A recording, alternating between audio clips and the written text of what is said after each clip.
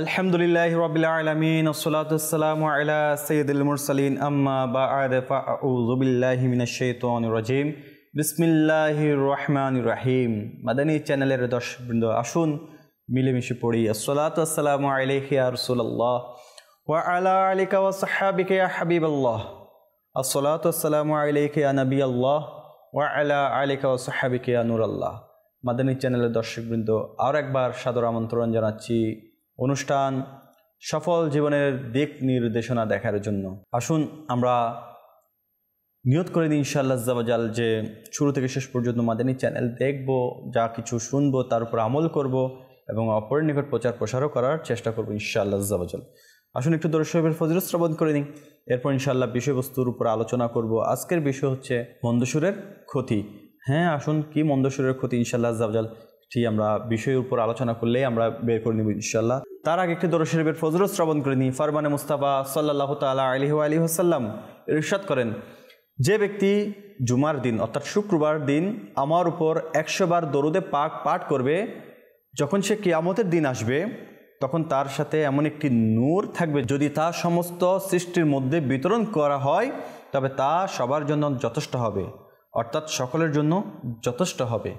সল্লু আলাল হাবিব সাল্লাল্লাহু তাআলা আলা মুহাম্মদ সাল্লাল্লাহু তাআলা আলাইহি ওয়াসাল্লাম। বাংলাদেশ এর মধ্যে শুক্রবার ছুটি, এটা আমাদের জন্য অনেক বড় একটা দয়া। জুমার দিন একটি নেকি 70 নেকি, জুমার দিন একটি আমল করলে 70টি নেকি আপনি পেয়ে যাবেন। আবার প্রক্ষান্তরে একটি গুনাহ করলে 70টি গুনার শামিল হয়ে যাবে। তো প্রিয় ইসলামীদের সেই জুমার দিন তো আমাদের বেশি বেশি নেকি করার মন মানসিকতা করা দরকার। জুমার দিন আমরা অনেক ধরনের প্ল্যানিং করি, যে ঘুরতে যাব, বিভিন্ন আয়োজন ইভেন্টস, যেগুলোর কারণে মন্দসুরের আমরা ইভেন্টস তৈরি করি। মন্দসুর দিয়ে আমরা কি করি, আমাদের সমাবেশকে বা আমাদের আড্ডাকে মাথিয়ে রাখি, জমিয়ে তুলি। প্রিয় ইসলামীরা দেখুন, জুমার দিন হচ্ছে নেকি করার দিন, আর জুমার দিন যদি আমি মন্দসুরের মাধ্যমে নিজের আমল নামায় ক্ষতি ডেকে আনি, তাহলে তো আমার জন্য একটি গুনাহ 70টি গুনাহ সম পরিমাণ পেয়ে যাচ্ছি। আবার যদি আমরা নেকির জন্য নিজেকে ব্যস্ত রাখি, সেদিন নেকি করার জন্য আমরা যদি শিডিউল তৈরি করে নিই, তাহলে একটি নেকি 70টা নেকির বরাবর পেয়ে যাচ্ছি। তো সেই জুমার দিন যদি 100 বার দরুদ শরীফ পাঠ করা হয়, কত অন্যান্য নেকি না। তার সাথে সাথে যে নূরটি দান করা হবে সে কিয়ামত দিবসে, সেই নূরটি আলহামদুলিল্লাহ এমন যদি সমস্ত সৃষ্টির মধ্যে বিতরণ করা হয় তবে তা সবার জন্য যথেষ্ট হবে, অর্থাৎ সকলের জন্য। পৃথিবীর যত আগমন হয়েছিল, আগমন হচ্ছে, আগমন হতে থাকবে, সকলের জন্য এই নূর যথেষ্টই থাকবে। সল্লু আলাল হাবিব সাল্লাল্লাহু তাআলা আলা মুহাম্মদ সাল্লাল্লাহু তাআলা আলাইহি ওয়াসাল্লাম। হিলিয়াতুল আউলিয়া নামক কিতাবে এই হাদিস কানাটি বর্ণনা হয়েছে। আল্লাহ তাআলা আমাদেরকে এই হাদিসে মুবারাকের উপর আমল করার তৌফিক নসিব করুক। প্রত্যেক জুমার দিন অর্থাৎ শুক্রবার দিন আমাদেরকে 100 বার দরুদ শরীফ পাঠ করা অন্ততপক্ষে তৌফিক নসিব করুক। আল্লাহ তাআলা আমাদেরকে দরুদ শরীফ পাঠ করার উপরে ইস্তেকামত দান করুক, আমিন। সল্লু আলাল হাবিব সাল্লাল্লাহু তাআলা আলা মুহাম্মদ সাল্লাল্লাহু তাআলা আলাইহি ওয়াসাল্লাম। জি মাদানী চ্যানেলের দর্শকবৃন্দ, বলছিলাম মন্দসুরের ক্ষতি। আমরা আমাদের কোনো আয়োজনে, কোনো অনুষ্ঠানে, যে কোনো কারণে আমরা কি করি, মন্দসুরকে বাজিয়ে তোলার চেষ্টা করি, অর্থাৎ গান বাজনাকে আমরা প্রাধান্য দিয়ে থাকি, যেটি কারণে আমরা নিজেকে অনেক খুশি আনন্দ উদযাপন করার একটি মাধ্যম মনে করি। তো মাদানী চ্যানেল দর্শকবৃন্দ, এটি তো অনেক বড় একটি ক্ষতির, এবং এই মন্দসুরের কারণে আমাদের জন্য এর উপবিষ্টে অপেক্ষা করছে ভয়ানক আযাব। প্রিয় ইসলামীরা, এই মন্দসুর আমার অন্তরকে একেবারে নোংরা বানিয়ে দিচ্ছে, আমার অন্তরে ইবাদতের স্বাদ যেটি রয়েছে তা একেবারে উপড়ে ফেলছে। সেজন্য আমাদের উচিত যে এই মন্দসুর থেকে বের হয়ে আসা। সুর যদি শুনতে হয়, আমরা কালামে পাকের সুর শুনি, আমরা কুরআনুল কারীমের সুর শুনি, আমরা হামদে বারি তালা যেটি আল্লাহ তাআলার শানে পড়া হয় এমন কালাম শোনার চেষ্টা করি, আমরা নাতে মুস্তাফা সাল্লাল্লাহু তাআলা আলাইহি ইসলাম শোনার চেষ্টা করি, আমরা মানকাবাত শোনার চেষ্টা করি, যে কোনো আবদাল ওলিদের শানে মানকাবাত পড়ে নিজের জীবনের মধ্যে কিছু পরিবর্তন আনার চেষ্টা করি। এটিকে অন্তরকে প্রশান্তি দেয়, এই কালামগুলো অন্তরকে প্রশান্তি দেয়। এই কালামগুলোর মাধ্যমে আপনি কোরআন হাদিসের আলোক বার্তা খুঁজে পাবেন। আপনি এই কালামে পাকের মাধ্যমে আল্লাহ তাআলার সান্নিধ্য হাসিল করতে পারবেন।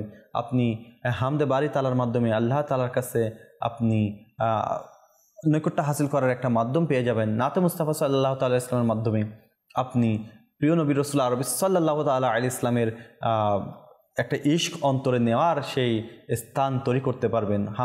মানকাবাত পড়ে আপনি কোনো মকবুল ওলি যারা রয়েছে, পীর মাশেক রয়েছে, তাদের প্রতি ভালোবাসা আপনার অন্তরে বৃদ্ধি পাবে। ইস্তেগাসা করতে পারেন, অর্থাৎ ইস্তেগাসার মাধ্যমে আপনি আপনার দুঃখ বেদনা, আপনার চাওয়া পাওয়া আল্লাহ তাআলার কাছে ইস্তেগাসা করেও আপনি কালামের মাধ্যমে চাইতে পারেন ইনশাআল্লাহ। এগুলো বরকত নিয়ে আসবে, অন্যথায় মন্দ সুর গান বাজনা আপনার জন্য বিপদ ডেকে আনবে। আসুন এমন একটি ঘটনা আমরা শুনি। এক ব্যক্তির বর্ণনা হলো, আমি এক রাত্রে স্বপ্নে দেখলাম যে আমার বাড়ির নিকটে একটি কবরস্থানে অবস্থিত। সে কবরস্থানের প্রত্যেক মুর্দা স্ব কবর থেকে বেরিয়ে এসে এক জায়গায় জড়ো হচ্ছে, এমনকি সমস্ত কবরবাসী এক জায়গায় জড়ো হয়ে গিয়েছে। তারপর তারা রোনা জারি করতে লাগলো এবং আল্লাহ পাকের দরবারে আরজ করতে লাগলো, হে আল্লাহ, অমুক মহিলা যে সকালে মারা গেছে তাকে যেন আমাদের কবরস্থানে দাফন করা না হয়। হে আল্লাহ, এই আমলহীন মহিলার অনিষ্ট থেকে আমাদের রক্ষা করুন। স্বপ্নদ্রষ্টা ব্যক্তি বললেন যে আমি তাদের কান্না শুনে একজন মৃত ব্যক্তিকে জিজ্ঞাসা করলাম, আপনারা কেন এ দোয়া করছেন? তখন সে বলল, আজ যে মহিলা মৃত্যু হয়েছে সে একজন জাহান্নামী, তাই তাকে আমাদের কবরস্থানে দাফন করা হলে তার শাস্তি দেখে আমরা কষ্ট পাব। এজন্যই আমরা বিলাপ করছি এবং আল্লাহ তাআলার নিকট কান্না করে দোয়া করছি যেন ওই মহিলাকে আমাদের কবরস্থানে দাফন করা না হয়। স্বপ্নদ্রষ্টা বলেন যে এটি শোনার সাথে সাথে আমার চোখ খুলে গেল এবং আমার মাঝে এই কৌতূহল সৃষ্টি হলো, তৈরি হলো যে দেখি কি ঘটে। সুতরাং আমি কবরস্থানের দিকে চলে গেলাম এবং সেখানে গিয়ে দেখলাম গোর খোদ করা, অর্থাৎ কবরস্থান যারা খোদাই করে এমন একটি খবর খুঁড়ে ফেলেছেন। আমি তাদের জিজ্ঞেস করলাম, তোমরা কার জন্য এই কবর খুঁড়ছো? তারা বলল, এক ধর্নাঢ্য ব্যক্তির স্ত্রী মারা গিয়েছে, আমরা তার জন্য এই কবর প্রস্তুত করছি। আমি গোর খোদকদের রাতের স্বপ্নের কথা বললাম, তখন তারা কবরটি বন্ধ করে দিল। এর কিছুক্ষণ পরই কিছু লোক এসে গোর খোদকদের জিজ্ঞাসা করতে লাগলো, কবর কি প্রস্তুত হয়েছে? গোর খোদকরা জবাব দিল, এখানে কবর হবে না। গোর খোদকদের উত্তর শুনে তারা অন্য ক্যাম্পে চলে গেল, কিন্তু স্বপ্নের খবরটি সেখানেও পৌঁছে গিয়েছিল, যার ফলে অন্য ক্যাম্পের গোর খোদকরাও কবর খনন করতে অস্বীকৃতি জানায়। এবার তারা অন্য কবরস্থানে চলে গেল এবং সেখানে তারা কবর তৈরি করলো। দ্বিতীয় কবরস্থানে কবর খোঁড়ার পর জানাজা আসার জন্য অপেক্ষা করতে লাগলো। এরই মধ্যে শোরগোল উঠল যে জানাজা আসছে। সুতরাং আমিও সেই মহিলার জানাজা বহনকারী লোকদের সাথে যোগ দিলাম। জানাজার সাথে অনেক মানুষের ভিড় ছিল। আমি জানাজার পিছনে একজন সুদর্শন যুবককে দেখতে পেলাম। তখন লোকদের তার সম্পর্কে জিজ্ঞাসা করলাম যে ওই যুবকটি কে?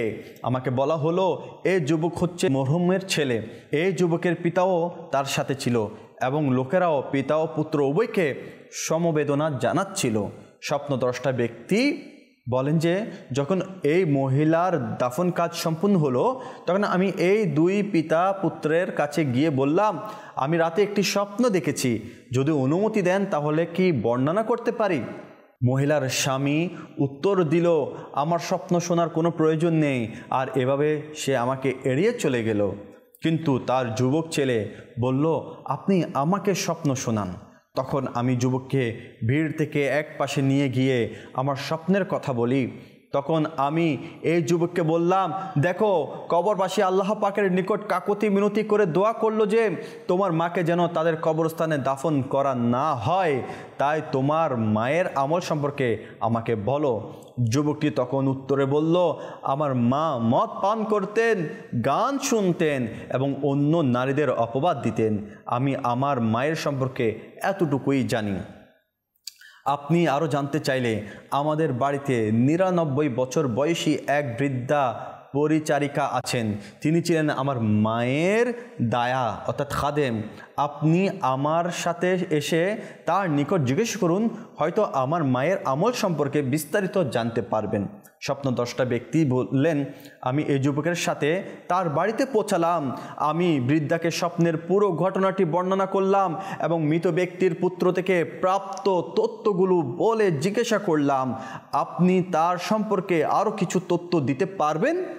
বৃদ্ধা মহিলাটি কেঁদে কেঁদে আমায় বললেন, আল্লাহ পাক মরহুমাকে ক্ষমা করুক, সে বেচারি মহিলাটি খুব গুনেহগার ছিল। তারপর বৃদ্ধা মহিলা আমাকে মৃত মহিলার কৃত আরও গুনাহের কথা বললেন। প্রিয় ইসলামেরা আর মাদানী চ্যানেলের দর্শকবৃন্দ, আপনারা এই ঘটনাটি শুনলেন তো, যে ঘটনার মধ্যে একটি মহিলার ব্যাপারে মুদ্দাররা স্বপ্ন দেখা হয়েছে।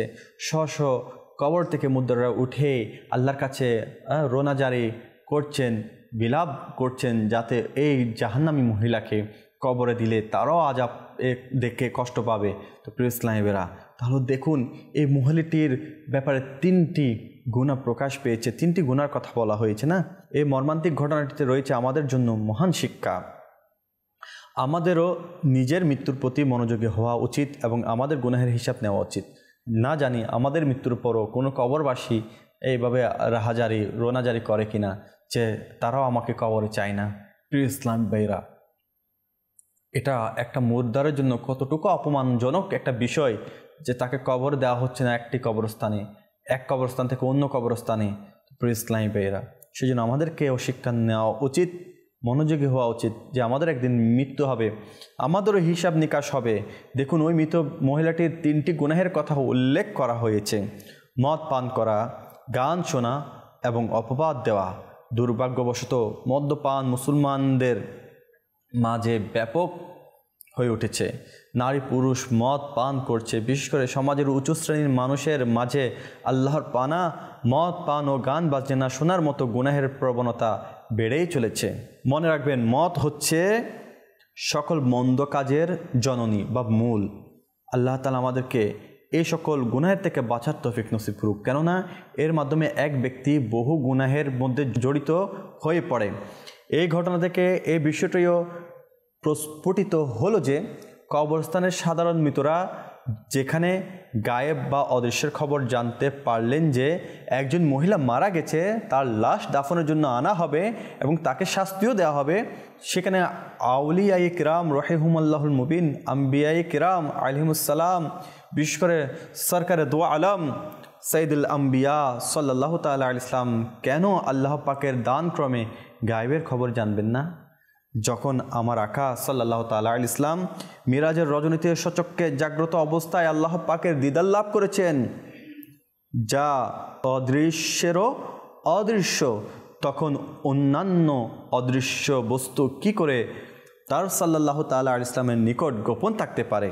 আকা ইমাম আহমদ রাজা খান রহমতুল্লাহ তাআলা আলাইহি সরকারে দো জাহান তাজদার মদিনা সাল্লাল্লাহু তাআলা ইসলামের প্রশংসা বর্ণনা করতে গিয়ে বারগায়ে রিসালাতে বলেন, और कोई गायब क्या तुमसे निहा हो भला, जब न खुदा ही छुपा तुम पे करो रो दुरूद, सल्लु अलल हबीब सल्लल्लाहु ताला अला मुहम्मद सल्लल्लाहु ताला अलैहि वसल्लम। প্রিয় ইসলামীরা, এখানে আমার রাসূল করিম সাল্লাল্লাহু তাআলা আলাইহি ওয়াসাল্লামের আকীদার সম্পর্কে আমরা একটু জিকির করে নিলাম বরকতের হাসিলের নিয়তে। আমাদের মূল বিষয়ের উপর আলোচনা হচ্ছে মন্দ সুরের ক্ষতি। এই যে গান বাজনার কারণে এই মহিলাটাকে কবরস্থ করার ক্ষেত্রে কবরের মুদ্দাররা পর্যন্ত ফানা চেয়েছেন স্বপ্নে, যেভাবে বলা হয়েছে। তো প্রিয় ইসলামীরা, ওই মহিলার একটি অপরাধ ছিল এটাও যে গান বাজনা শুনতো। আজকাল গান বাজনা এতই ব্যাপক হয়ে গেছে যে প্রায় প্রতিটি ঘরেই যেন মিউজিক সেন্টারে পরিণত হয়েছে। কোনো ঘর এমন পাওয়া যাবে না যার দেওয়ালে গানের আওয়াজ প্রতিধ্বনিত হচ্ছে না। এখন তো মুসলমানদের ঘরে ইন্টারনেটও প্রবেশ করেছে, যার মাধ্যমে সারা পৃথিবীর খারাপ সিনেমা দেখা যায়। আর অবস্থা এমন যে ছেলে যদি ইন্টারনেটের মাধ্যমে নোংরা সিনেমা দেখে তবে বাবা মাও জানতে পারে না। এভাবে ইন্টারনেট খুবই ধ্বংসাত্মক হয়ে উঠেছে, যদিও ইন্টারনেটের ইতিবাচক দিকও রয়েছে, কিন্তু অধিকাংশ মানুষ ইন্টারনেটের মাধ্যমে গুনাহ উপার্জন করছে। আলহামদুলিল্লাহ, আশিকানে রসুলের দ্বীনি সংগঠন দাওয়াত ইসলামী ইন্টারনেটের ইতিবাচক দিক থেকে উপকারিতা অর্জন করে যাচ্ছে। তো মাদানী চ্যানেলের দর্শকবৃন্দ, এই দাওয়াত ইসলামের সাথেও সম্পৃক্ত হয়ে যান, আপনাকেও গুনাহ থেকে বাঁচার মন মানসিকতা সৃষ্টি করবে। আর প্রিয় ইসলামী ভাইরা, সাথে সাথে গান বাজনা শোনা থেকেও তওবা করে নিন। গান বাজনা আজ এমন একটি মহল করেছে আমাদের মধ্যে, সকালে ঘুম থেকে উঠে আগে হাত মুখ ধুয়ে আমরা গান বাজনা লাগিয়ে দিচ্ছি। নাস্তা যেন পরিপূর্ণ হচ্ছে না গান বাজনা শোনা ছাড়া, আমাদের দিন যেন কাটছে না।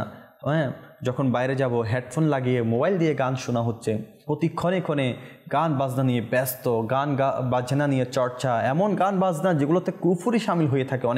অনেক গান বাজনা এমন আছে যেটা রব তাআলার সাথে শামিল করে দেওয়া হয়।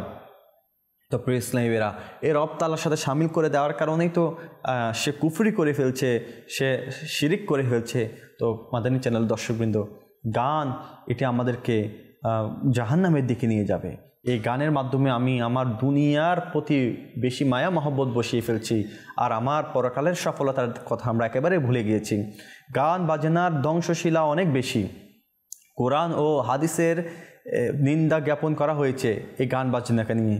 সুতরাং 21 পারা সূরা লোকমানের 6 নং আয়াতে আল্লাহ তাআলা ইরশাদ করেন, কানজুল ঈমান থেকে অনুবাদ, এবং কিছু লোক খেলাধুলার কথাবার্তা ক্রয় করে যেন আল্লাহর পথ থেকে বিচ্যুত করে দেয় না বুঝে, এবং সেটাকে ঠাট্টা বিদ্রুপে গ্রহণ করে নেয়, তাদের জন্য লাঞ্ছনা শাস্তি রয়েছে।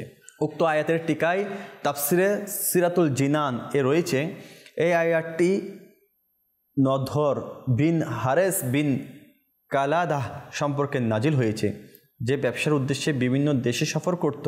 সে অনারবি লোকদের কাহিনী সম্বলিত বই কিনেছিল এবং সেসব কাহিনী কুরাইশদের শুনিয়ে বলতো যে মুহাম্মদ সাল্লাল্লাহু তাআলা আলাইহি ওয়াসাল্লাম তোমাদেরকে আদ ও সামুদ জাতির গল্প শোনান, আর আমি তোমাদেরকে রুস্তম, আসফানদিয়ার ও ইরান সম্রাটের গল্প শোনাই। কিছু লোক সেসব কাহিনীতে মগ্ন হয়ে পবিত্র কোরআন শোনা বন্ধ করে দেয়, তখন তাদের জন্য এই আয়াতটি নাজিল হয় এবং বলা হয়েছে, কিছু লোক খেল তামাশার গল্প কেনে যাতে মানুষ অজ্ঞতার কারণে ইসলামে প্রবেশ করতে না পারে এবং পবিত্র কোরআন শ্রবণ করতে না পারে এবং আল্লাহর আয়াত নিয়ে ঠাট্টা করে। এমন লোকদের জন্য অপমানজনক শাস্তির ব্যবস্থা রয়েছে। ইসলামী বেরা, এখানে লাহু মানে খেল তামাশা এমন সব বাতিলকে বোঝায় যা একজন মানুষকে নেক কাজ ও কাজের কথা থেকে গাফেল করে দেয়। এতে নিরর্থক, ভিত্তিহীন ও মিথ্যা গল্প কাহিনী ও উপকথা, জাদু, অবৈধ কৌতুক এবং গান বাজনা ইত্যাদি অন্তর্ভুক্ত। এই জাতীয় খেল তামাশার সরঞ্জামাদি বিক্রি করা নিষিদ্ধ আর ক্রয় করাও না জায়েজ, কেননা এই আয়াতটি কেবল ওই ক্রেতাদের মন্দতা বর্ণনা করার উদ্দেশ্যেই নাজিল হয়েছে। একইভাবে অবৈধ উপন্যাস, নোংরা ম্যাগাজিন, সিনেমার টিকিট, তামাশা ইত্যাদির কারণে সবই ক্রয় বিক্রয় সবই নিষিদ্ধ, কারণ এগুলো সবই লাহুয়াল হাদিস বা সেগুলোর উৎস।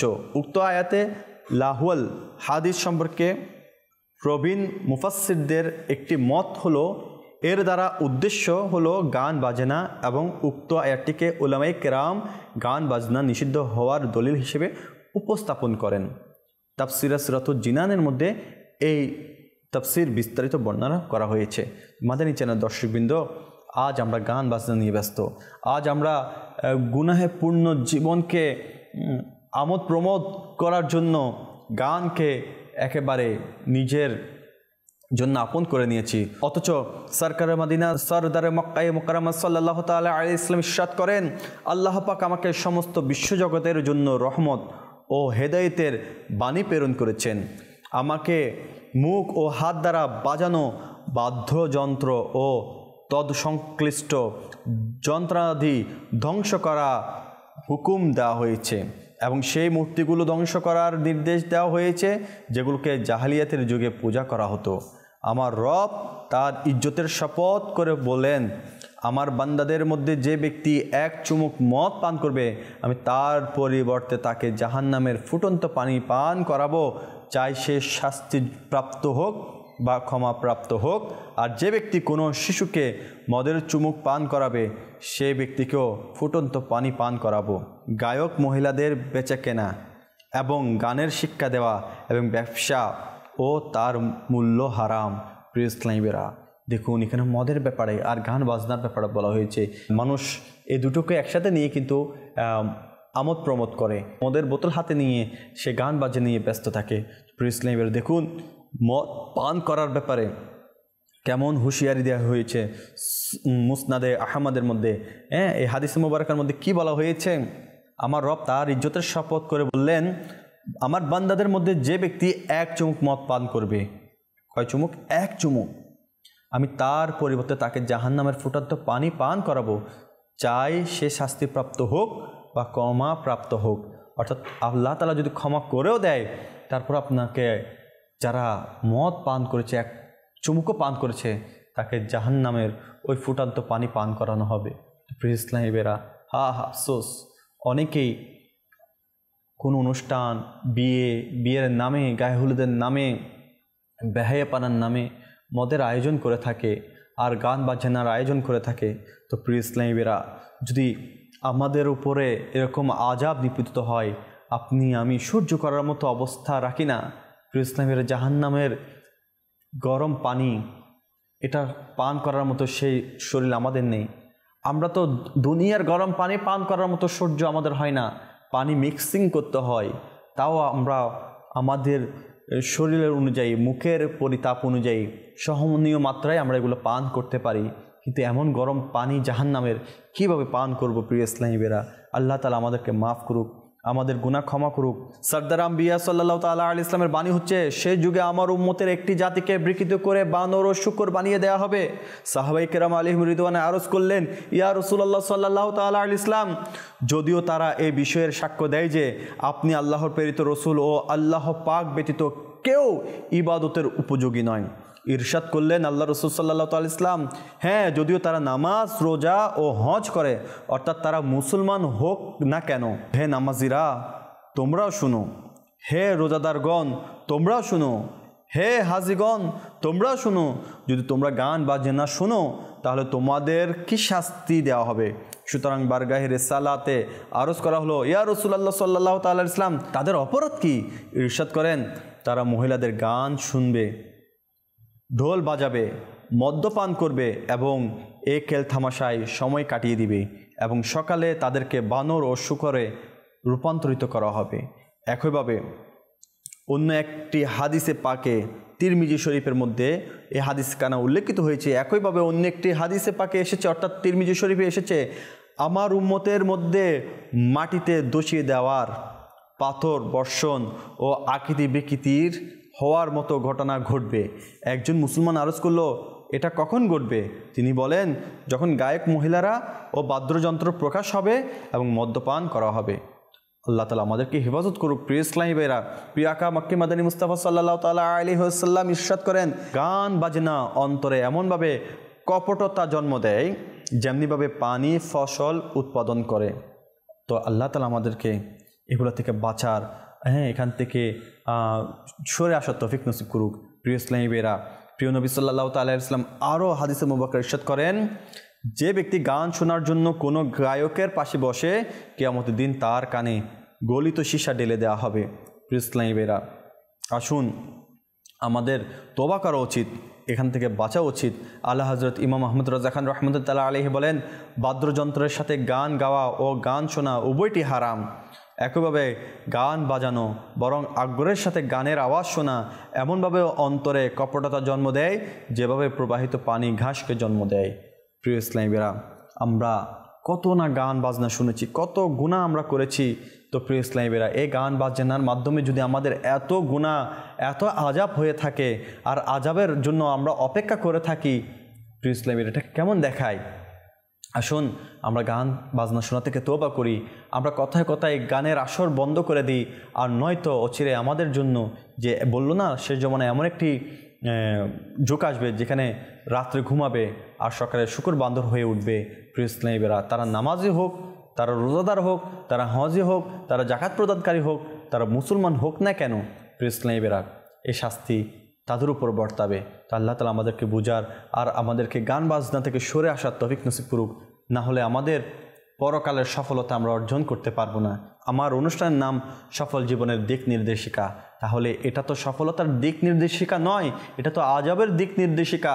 তো প্রিয় ইসলামীরা, আসুন সফলতার দিক নির্দেশিকা যদি আমরা পেতে চাই, তাহলে আমরা গান বাজানো থেকে, মদ্যপায়ী থেকে, অপবাদ দেওয়া থেকে আমরা দূরে থাকি, বিরত থাকি ইনশাআল্লাহ আযজা ওয়া জাল। তাহলে আমাদের মধ্যে ইনশাআল্লাহ আযজা ওয়া জাল গুনাহ করার প্রবণতা কমে আসবে, নেকি করার প্রবণতা বৃদ্ধি পাবে, আর আল্লাহ তাআলার তার প্রিয় হাবিব সাল্লাল্লাহু তাআলা ইসলামের নৈকট্য হাসিল করার সেই সৌভাগ্য অর্জন হবে। প্রিয় ইসলামীরা, আসুন তাহলে আর দেরি নয়, এসে যায় দাওয়াত ইসলামের সুবাসিত মাদানী পরিবেশে। ইনশাআল্লাহ এখানে যদি আমরা থাকি, আল্লাহ আমাদেরকে গুনাহ থেকে বাঁচার তৌফিক দিবে, নেকি করার জজবা দিবে এবং গুনাহমুক্ত জীবন আমরা পালন করতে পারবো, সে আশা ব্যক্ত রেখে সকলকে মাদানী চ্যানেল দেখার আহ্বান জানিয়ে আমার অনুষ্ঠান এখানে শেষ করছি। ইনশাআল্লাহ পরবর্তীতে আরও একটি কোনো বিষয় নিয়ে ইনশাআল্লাহ আপনাদের মাঝে উপস্থিত হব। সুস্থ থাকুন, ভালো থাকুন। সল্লু আলাল হাবিব সাল্লাল্লাহু তাআলা আলা মুহাম্মদ সাল্লাল্লাহু তাআলা আলাইহি ওয়াসাল্লাম।